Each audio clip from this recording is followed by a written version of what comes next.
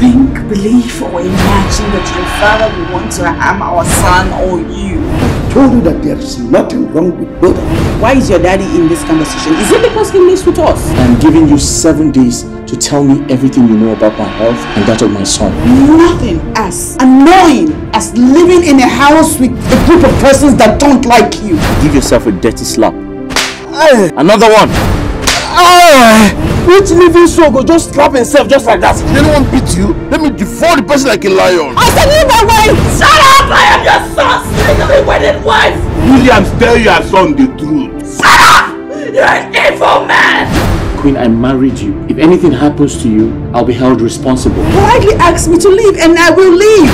Taxi! Oh, taxi! Taxi! I just should see this thing would happen to small Oga and his son. You know go past village people. He has to know the evil bastard of a man he has. Even if it means losing my marriage in the process, I don't care, but he will hear. You will not leave this house to anywhere for any reason until the doctor says you are fit. I'm gonna kill you! Get out! I said to get lost! You are mad. Thank you. My daughter-in-law and my house are outside crying, and you are here telling me to calm down. I have no friggin' idea what plans you and your daddy have up your sleeves.